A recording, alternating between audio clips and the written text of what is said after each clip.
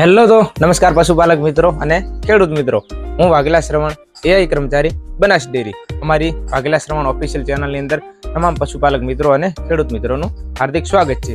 તો મિત્રો, આજના એક નાનકડા વિડીયોની અંદર તમામ પશુપાલકોને તમારા વાડાની અંદર પાડી કે વાછરડીના ઉછેર માટે કૃમિનાશક દવા આપવી કેમ જરૂરી છે તેના માટે થોડી માહિતી આપશું તમને.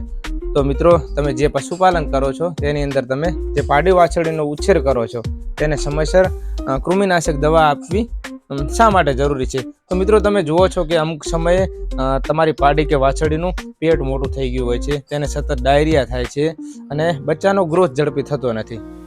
એના માટે આપણે તેને કૃમિનાશક દવા આપવી ખૂબ જ જરૂરી છે. તો મિત્રો, શરૂઆતના સમયની અંદર જ્યારે બચ્ચું તમારું 15 થી 20 દિવસનું થાય ત્યારે તમે તેને પ્રથમ કૃમિનાશક દવા આપી શકો છો. ત્યારબાદ તેને મહિને અને 6 મહિનાનું થાય ત્યાં સુધી દર મહિને તેને કૃમિનાશક દવા આપી શકો છો. તમારા તબેલાની અંદર જે પશુ ચિકિત્સક વિઝિટ માટે આવતા હોય તો તેમની સલાહ મુજબ તમે તેમને કૃમિનાશક દવા આપી શકો છો. તો આપણી પાસે હાલ એક ફેનબેન્ડાઝોલ આઇવરમેક્ટિન છે.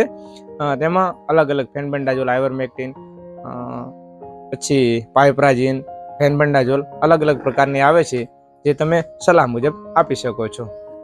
આઈ હોપ તો પશુપાલક મિત્રો, તમને અમારો આ નાનકડો વિડીયો ખૂબ જ ગમ્યો હશે. તો અમારા વિડીયાને શેર કરો, ચેનલને સબસ્ક્રાઇબ કરો અને કોમેન્ટ કરવાનું ના ભૂલતા. થેન્ક યુ મિત્રો.